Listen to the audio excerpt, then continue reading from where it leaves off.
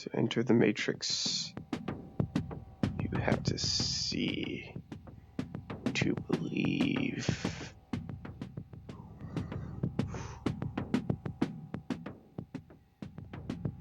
But in this virtual world, not only do you have to see the matrix, but you can play the matrix. Sorry, I had to do that intro. Yeah, change it back to snap rotation.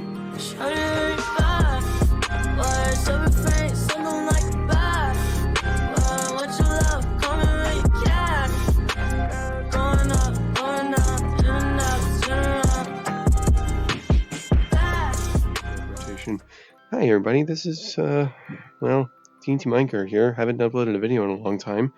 That's because I've been super busy, but now I finally get a chance to mess around with something. And this is probably the coolest thing I have messed with in a long time. Welcome to EmuVR.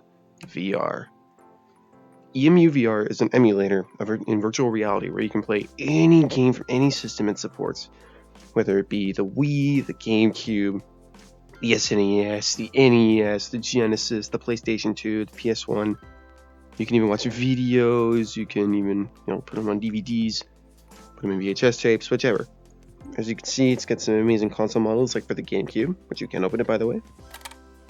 Pretty sweet. You get the PlayStation 1, the PS2, which is the PS2 Fat model. Pretty cool.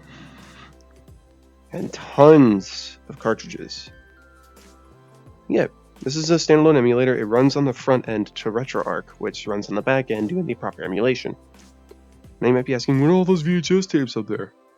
Most of these are like commercials and stuff, and then there's a PlayStation history thing from G4 from years ago.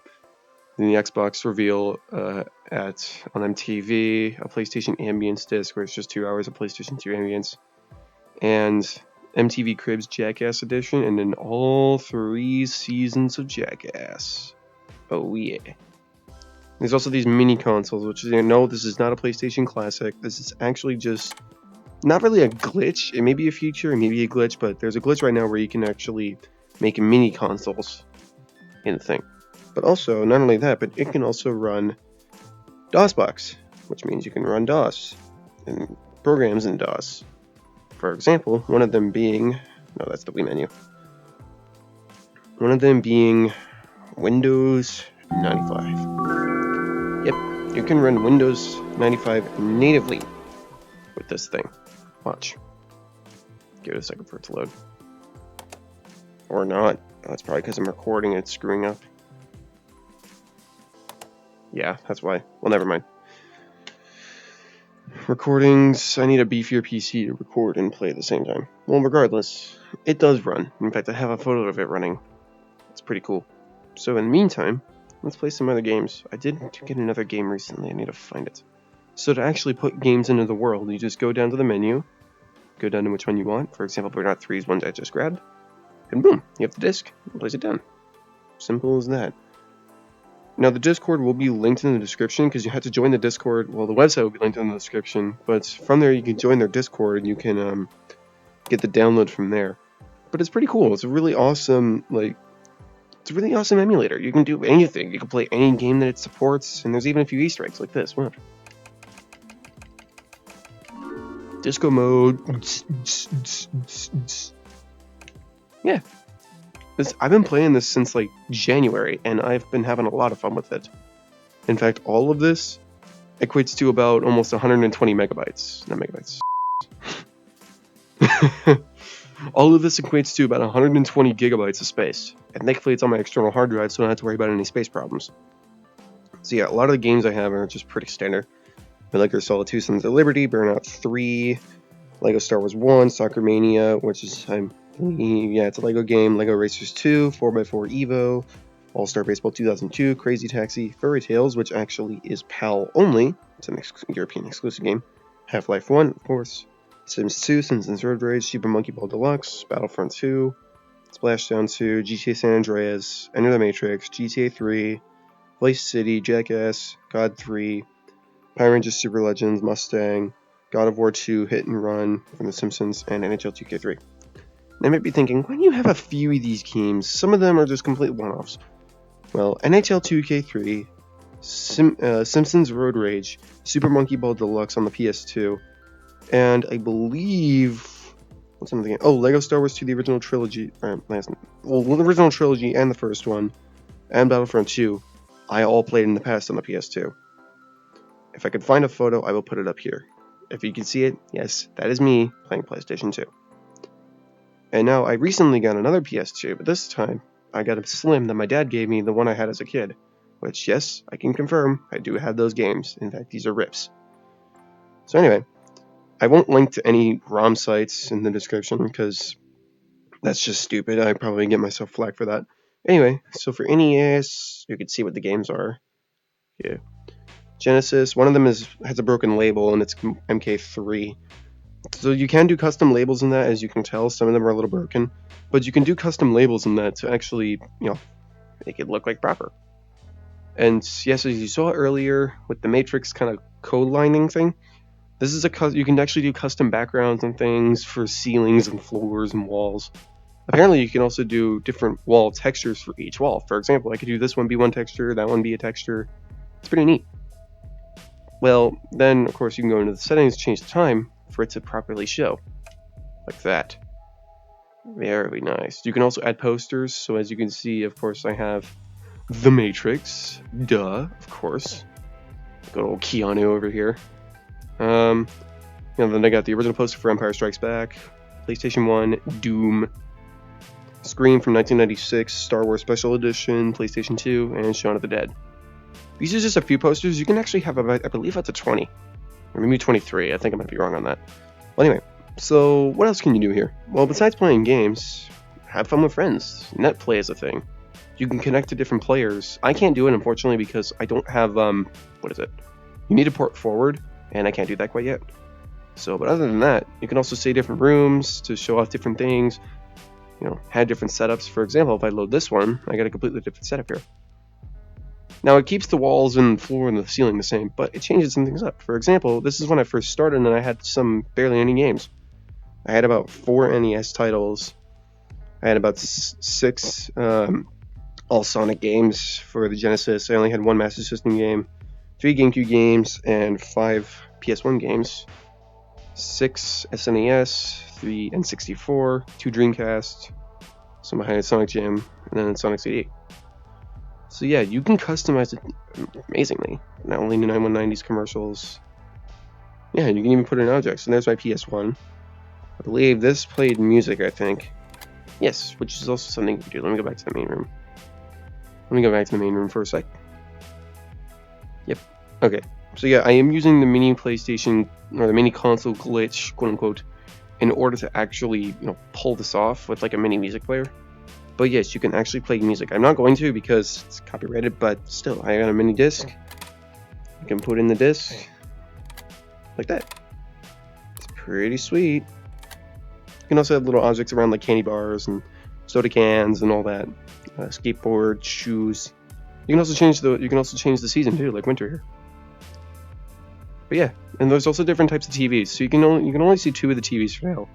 There's the PVM, the PVM TV, which it says phony, but this is actually a proper Sony model.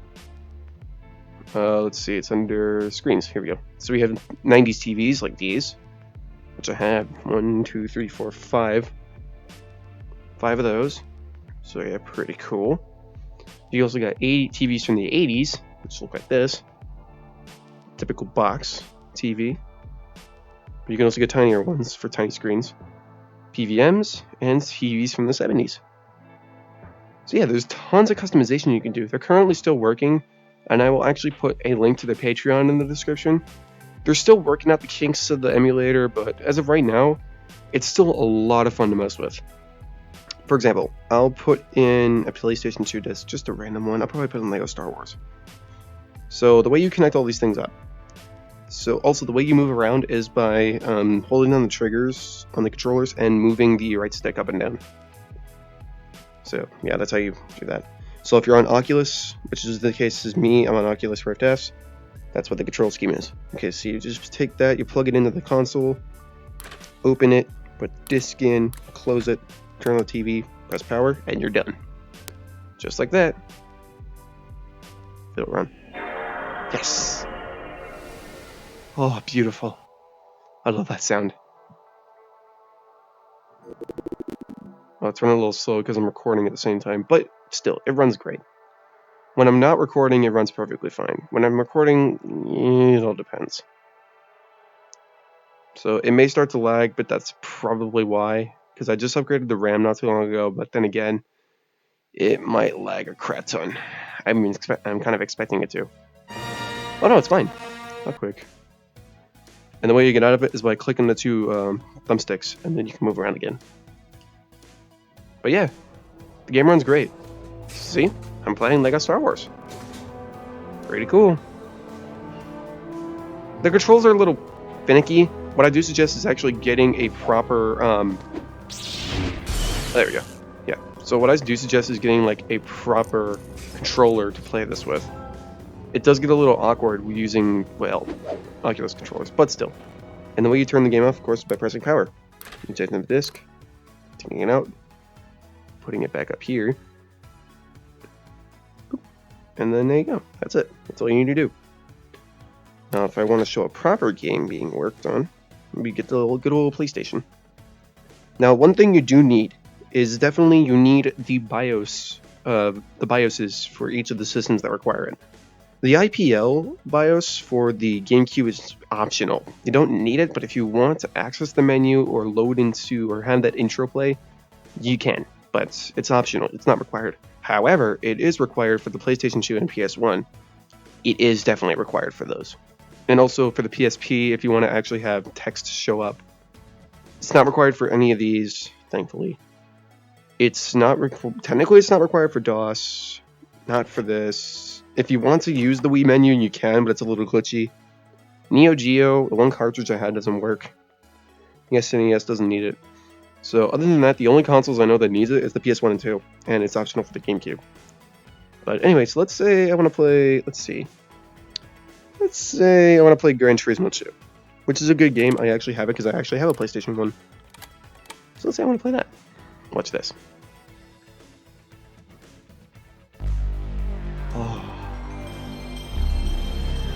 Oh, beautiful. But yes, it does require the BIOS, as you can see. Pretty cool. Yep, and it runs great. 1999, holy crap. Wow.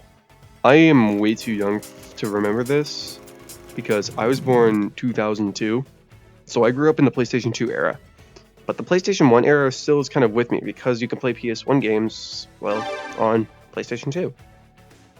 Which, by the way, you can technically do that here, but it'll just run the PlayStation 1, yeah, it'll just run the PlayStation 1 core if you do so. Anyway, single player, road race, easy. Let's go with the Chevy. Yellow Chevy, why not? Let's go with the basic course. Yeah. But yeah, the game runs great. I do suggest either getting an Xbox controller or getting something called DS4 Windows, which is a DualShock 4 emulator, quote unquote, for Windows that allows you to do that with DualShock 4s connected up to your PC. But it all depends on what you want to use. Personally, I'd say go for an Xbox controller. There you go. Yes. That's how it be. There we go.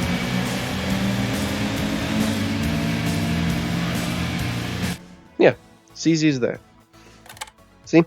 It's a lot of fun when you know what you're doing. Anyway. So yeah, this is pretty much it. This is just a cool little emulator. And I thought I'd review it because I've been playing it for a bit and I realized how cool it is. It's just an amazing project and I highly recommend you guys either check it out or support them on Patreon, join the Discord, help them make this thing a lot more awesome, because there are plans in the future on the website for like other things like user-generated content, custom rooms, lots of other objects, lots of more console support, proper console models, maybe even handhelds like a PSP, proper console models for other consoles like a proper DOS PC, the Wii, You know, it's going to be a long run from here. However, if they get it to work awesome, I cannot wait for that update. So please, please support these guys. And trust me, you will not be disappointed. So anyway, this is CNT Micro 54 signing off. Have a good one, guys.